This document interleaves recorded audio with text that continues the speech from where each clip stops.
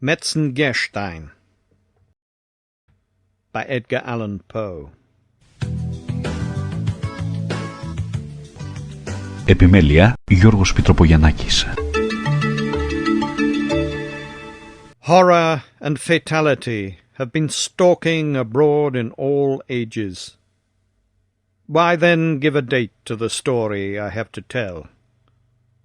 I will not. Besides, I have other reasons for concealment. Let it suffice to say that at the period of which I speak, there existed in the interior of Hungary a settled, although hidden, belief in the doctrines of metempsychosis. Of the doctrines themselves, that is, of their falsity, or of their probability, I say nothing. I assert, however, that much of our incredulity, as La Bruyère says of all our unhappiness, vient de ne pouvoir être seul. But there were some points in the Hungarian superstition which were fast verging to absurdity. They, the Hungarians, differed very essentially from their Eastern authorities. For example, the soul, said the former, I give the words of an acute and intelligent Parisian, ne demeure qu'une seule fois dans un corps sensible. Au reste, un cheval, un chien, un homme même n'est qu'à la ressemblance peu tangible de ces animaux. The families of Berlifitzing and Metzengerstein had been at variance for centuries. Never before were two houses so illustrious mutually embittered by hostility so deadly. Indeed, at the era of this history, it was observed by an old crone of haggard and sinister appearance that fire and water might sooner mingle than a Berlifitzing clasp the hand of a Metzengerstein. The origin of this enmity seems to be found in the words of an ancient prophecy. A lofty name shall have a fearful fall, when like the rider over his horse, the mortality of Metzengerstein shall triumph over the immortality of Berlifitzing. To be sure, the words themselves had little or no meaning, but more trivial causes have given rise, and that no long while ago, to consequences equally eventful. Besides, the estates, which were contiguous, had long exercised a rival influence in the affairs of a busy government. Moreover, near neighbours are seldom friends, and the inhabitants of the castle Berlifitzing might look from their lofty buttresses into the very windows of the Chateau Metzengerstein. Least of all was the more than feudal magnificence thus discovered calculated to allay the irritable feelings of the less ancient and less wealthy Berlifitzings. What wonder, then, that the words, however silly, of that prediction should have succeeded in setting and keeping at variance two families already predisposed to quarrel by every instigation of hereditary jealousy. The prophecy seemed to imply, if it implied anything, a final triumph on the part of the already more powerful house, and was, of course, remembered with the more bitter animosity on the side of the weaker and less influential. Wilhelm, Count Berlifitzing, although honourably and loftily descended, was, at the epoch of this narrative, an infirm and doting old man, remarkable for nothing but an inordinate and inveterate personal antipathy to the family of his rival, and so passionate a love of horses and of hunting that neither bodily infirmity, great age, nor mental incapacity prevented his daily participation in the dangers of the chase. Frederick, Baron Metzengerstein, was, on the other hand, not yet of age. His father, the minister, died young. His mother, the Lady Mary, followed quickly after. Frederick was, at that time, in his 15th year. In a city, 15 years are no long period. A child may be still a child in his 3rd lustrum. But in a wilderness, in so magnificent a wilderness as that old principality, 15 years have a far deeper meaning. The beautiful Lady Mary, how could she die? And of consumption. But it is a path I have prayed to follow. I would wish all I love to perish of that gentle disease. How glorious to depart in the heyday of the young blood, the heart all passion, the imagination all fire, amid the remembrances of happier days, in the fall of the year, and so be buried up for ever in the gorgeous autumnal leaves. Thus died the Lady Mary. The young Baron Frederick stood without a living relative by the coffin of his dead mother. He placed his hand upon her placid forehead. No shudder came over his delicate frame, no sigh from his flinty bosom. Heartless, self-willed, and impetuous from his childhood, he had reached the age of which I speak through a career of unfeeling, wanton, and reckless dissipation, and a barrier had long since arisen the channel of all holy thoughts and gentle recollections. From some peculiar circumstances attending the administration of his father, the young baron, at the decease of the former, entered immediately upon his vast possessions. Such estates were seldom held before by a nobleman of Hungary.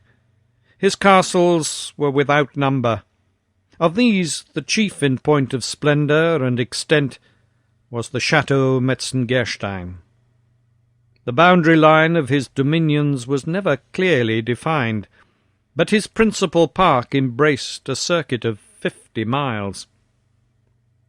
Upon the succession of a proprietor so young, with a character so well known, to a fortune so unparalleled, little speculation was afloat in regard to his probable course of conduct.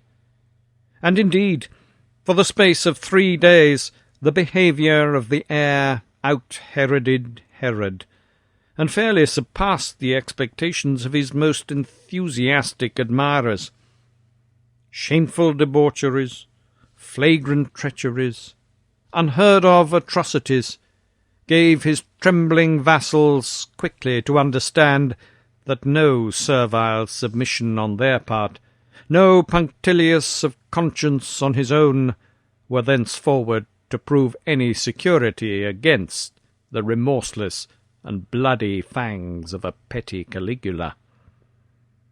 On the night of the 4th day, the stables of the castle Berlifitzing were discovered to be on fire, and the unanimous opinion of the neighbourhood instantaneously added the crime of incendiary to that already hideous list of the baron's misdemeanours and enormities. But during the tumult occasioned by this occurrence, the young nobleman himself sat, apparently buried in meditation, in a vast and desolate upper apartment of the family palace of Metzengerstein. The rich, although faded tapestry hangings, which swung gloomily upon the walls, represented the shadowy and majestic forms of 1,000 illustrious ancestors. Here, rich-ermined priests and pontifical dignitaries, familiarly seated with the autocrat and the sovereign, put a veto on the wishes of a temporal king, or restrained with the fiat of papal supremacy the rebellious sceptre of the arch-enemy. There, the dark tall statues of the princes Metzengerstein, their muscular war coursers plunging over the carcass of a fallen foe, startled the steadiest nerves with their vigorous expression. And here, again, the voluptuous and swan-like figures of the dames of days gone by floated away in the mazes of an unreal dance to the strains of imaginary melody. But as the Baron listened, or affected to listen, to the gradually increasing uproar in the stables of Berlifitzing, or perhaps pondered upon some more novel, some more decided act of audacity, his eyes became unwittingly riveted to the figure of an enormous and unnaturally coloured horse, represented in the tapestry as belonging to a Saracen ancestor of the family of his rival. The horse itself, in the background of the design, stood motionless and statue-like, while further back its discomfited rider perished by the dagger of a Metzengerstein. On Frederick's lip arose a fiendish expression, as he became aware of the direction his glance had, without his consciousness, assumed. Yet he did not remove it. On the contrary, he could by no means account for the singular, intense, and overwhelming anxiety which appeared falling like a shroud upon his senses. It was with difficulty that he reconciled his dreamy and incoherent feelings with the certainty of being awake. The longer he gazed, the more absorbing became the spell, the more impossible did it appear that he could ever withdraw his glance from the fascination of that tapestry. But the tumult, without becoming suddenly more violent, with a kind of compulsory and desperate exertion, he diverted his attention to the glare of ruddy light thrown full by the flaming stables upon the windows of the apartment. The action, however, was but momentary. His gaze returned mechanically to the wall. To his extreme horror and astonishment, the head of the gigantic steed had, in the meantime, altered its position. The neck of the animal, before arched, as if in compassion, over the prostrate body of its lord, was now extended at full length in the direction of the Baron. The eyes, before invisible, now wore an energetic and human expression, while they gleamed with a fiery and unusual red, and the distended lips of the apparently enraged horse left in full view his sepulchral and disgusting teeth. Stupefied with terror, the young nobleman tottered to the door. As he threw it open, a flash of red light, streaming far into the chamber, flung his shadow with a clear outline against the quivering tapestry, and he shuddered to perceive that shadow as he staggered a while upon the threshold, assuming the exact position and precisely filling up the contour of the relentless and triumphant murderer of the Saracen. To lighten the depression of his spirits, the Baron hurried into the open air. At the principal gate of the chateau he encountered 3 equerries. With much difficulty, and at the imminent peril of their lives, they were restraining the unnatural and convulsive plunges of a gigantic and fiery-coloured horse. "Whose horse? Where did you get him?" demanded the youth, in a querulous and husky tone of voice, as he became instantly aware that the mysterious steed in the tapestried chamber was the counterpart of the furious animal before his eyes. "He's your property, sir," replied one of the equerries. "At least he's claimed by no other owner. We caught him flying, all smoking and foaming with rage, from the burning stables of the castle Berlifitzing.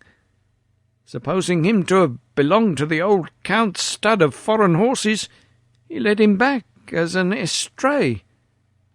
But the grooms there disclaim any title to the creature, which is strange, since he bears evident marks of having made a narrow escape from the flames." "The letters W.V.B. are also branded very distinctly on his forehead," interrupted a second equerry. "I supposed them, of course, to be the initials of Wilhelm von Berlifitzing, but all at the castle are positive in denying any knowledge of the horse." "Extremely singular," said the young baron, with a musing air, and apparently unconscious of the meaning of his words.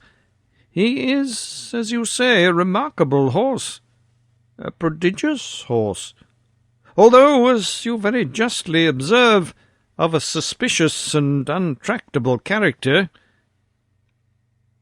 Let him be mine, however," he added, after a pause. "Perhaps a rider like Frederick of Metzengerstein may tame even the devil from the stables of Berlifitzing." "Oh, you are mistaken, my lord. The horse, as I think we mentioned, is not from the stables of the Count. If such were the case, we know our duty better than to bring him into the presence of a noble of your family." "True," observed the baron dryly, and at that instant a page of the bedchamber came from the chateau with a heightened colour and precipitate step. He whispered into his master's ear an account of the miraculous and sudden disappearance of a small portion of the tapestry, in an apartment which he designated, entering at the same time into particulars of a minute and circumstantial character, but from the low tone of voice in which these latter were communicated, nothing escaped to gratify the excited curiosity of the equerries. The young Frederick, during the conference, seemed agitated by a variety of emotions. He soon, however, recovered his composure, and an expression of determined malignancy settled upon his countenance, as he gave peremptory orders that a certain chamber should be immediately locked up, and the key placed in his own possession. "Have you heard of the unhappy death of the old hunter Berlifitzing?" said one of his vassals to the baron, as, after the affair of the page, the huge and mysterious steed which that nobleman had adopted as his own plunged and curvetted with redoubled and supernatural fury down the long avenue which extended from the chateau to the stables of Metzengerstein. "No," said the baron, turning abruptly towards the speaker. "Dead, say you?" "It is indeed true, my lord, and to a noble of your name will be, I imagine, no unwelcome intelligence." A rapid smile of a peculiar and unintelligible meaning shot over the beautiful countenance of the listener. "How died he?" "In his rash exertions to rescue a favourite portion of his hunting stud, he has himself perished miserably in the flames." "Indeed," ejaculated the baron, as if slowly and deliberately impressed with the truth of some exciting idea. "Indeed," repeated the vassal. "Shocking," said the youth calmly, and turned quietly into the chateau. From this date a marked alteration took place in the outward demeanour of the dissolute young Baron Frederick von Metzengerstein. Indeed, his behaviour disappointed every expectation, and proved little in accordance with the views of many a manoeuvring mamma, while his habits and manners, still less than formerly, offered anything congenial with those of the neighbouring aristocracy. He was never to be seen beyond the limits of his own domain, and in this wide and social world was utterly companionless, unless, indeed, that unnatural, impetuous, and fiery-coloured horse, which he henceforward continually bestrode, had any mysterious right to the title of his friend. Numerous invitations on the part of the neighbourhood for a long time, however, periodically came in. "Will the Baron honour our festivals with his presence?" "Will the Baron join me in hunting of the boar?" "Metzengerstein does not hunt." "Metzengerstein will not attend," were the haughty and laconic answers. These repeated insults were not to be endured by an imperious nobility. Such invitations became less cordial, less frequent, and in time they ceased altogether. The widow of the unfortunate Count Berlifitzing was even heard to express a hope that the Baron might be at home when he did not wish to be at home, since he disdained the company of his equals, and ride when he did not wish to ride, since he preferred the society of a horse. This, to be sure, was a very silly explosion of hereditary pique, and merely proved how singularly unmeaning our sayings are apt to become when we desire to be unusually energetic. The charitable, nevertheless, attributed the alteration in the conduct of the young nobleman to the natural sorrow of a son for the untimely loss of his parents, forgetting, however, his atrocious and reckless behaviour during the short period immediately succeeding that bereavement. Some there were, indeed, who suggested a too haughty idea of self-consequence and dignity. Others, again, among whom may be mentioned the family physician, did not hesitate in speaking of morbid melancholy and hereditary ill health, while dark hints of a more equivocal nature were current among the multitude. Indeed, the Baron's perverse attachment to his lately acquired charger, an attachment which seemed to attain new strength from every fresh example of the animal's ferocious and demon-like propensities, at length became, in the eyes of all reasonable men, a hideous and unnatural fervour. In the glare of noon, at the dead hour of night, in sickness or in health, in calm or in tempest, in moonlight or in shadow, the young Metzengerstein seemed riveted to the saddle of that colossal horse, whose intractable audacities so well accorded with the spirit of his own. There were circumstances, moreover, which, coupled with the late events, gave an unearthly and portentous character to the mania of the rider, and to the capabilities of the steed. The space passed over in the single leap had been accurately measured, and was found to exceed by an astounding difference the wildest expectations of the most imaginative.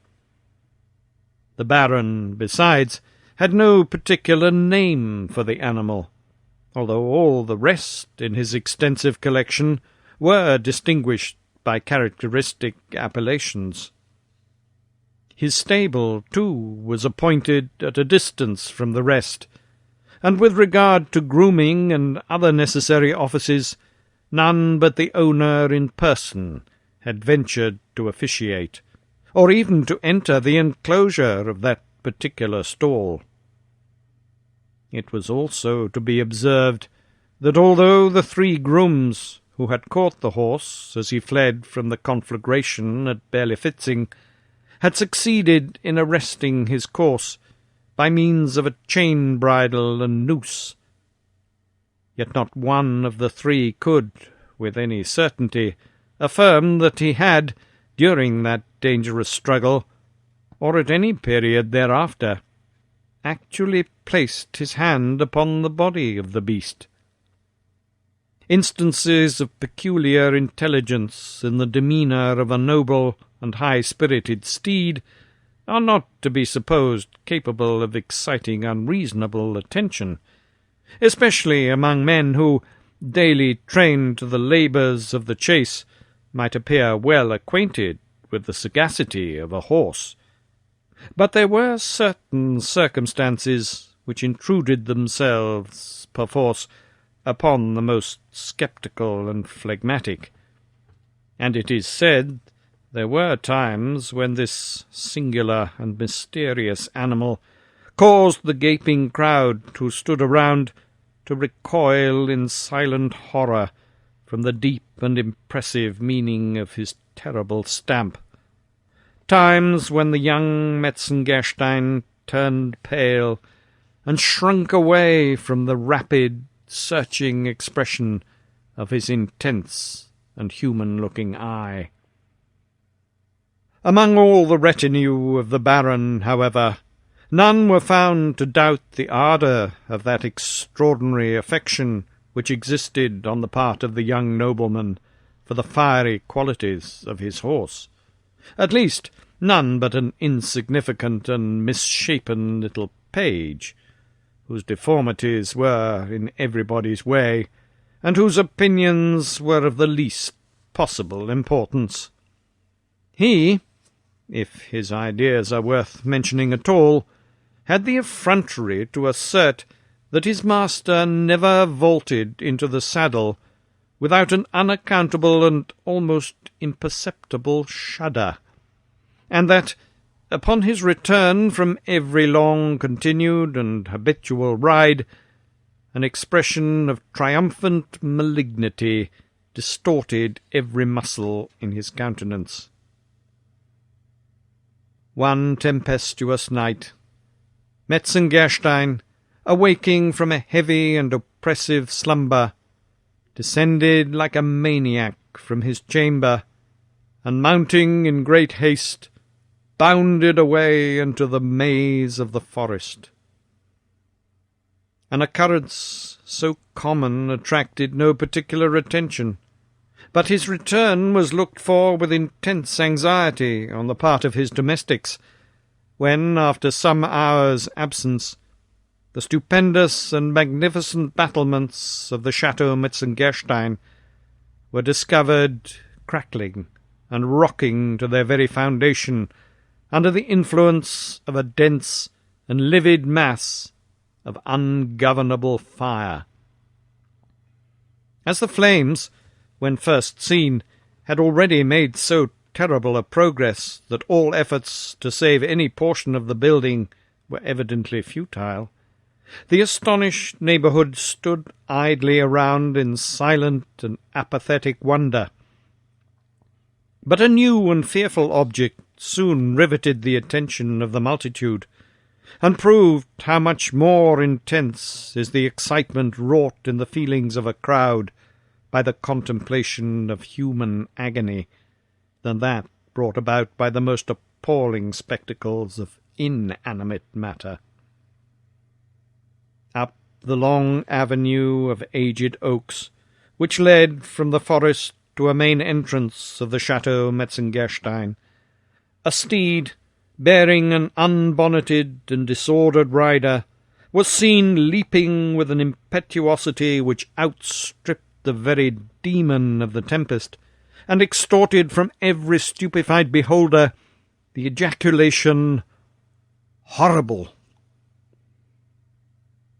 The career of the horseman was indisputably, on his own part, uncontrollable. The agony of his countenance, the convulsive struggle of his frame, gave evidence of superhuman exertion. but no sound, save a solitary shriek, escaped from his lacerated lips, which were bitten through and through in the intensity of terror. One instant, and the clattering of hooves resounded sharply and shrilly above the roaring of the flames and the shrieking of the winds. Another, and clearing at a single plunge the gateway and the moat, the steed bounded far up the tottering staircases of the palace, and, with its rider, disappeared amid the whirlwind of chaotic fire. The fury of the tempest immediately died away, and a dead calm sullenly succeeded. A white flame still enveloped the building like a shroud, and steaming far away into the quiet atmosphere, shot forth a glare of preternatural light, while a cloud of smoke settled heavily over the battlements in the distinct colossal figure of a horse. Επιμέλεια Γιώργος Πιτροπογιαννάκης.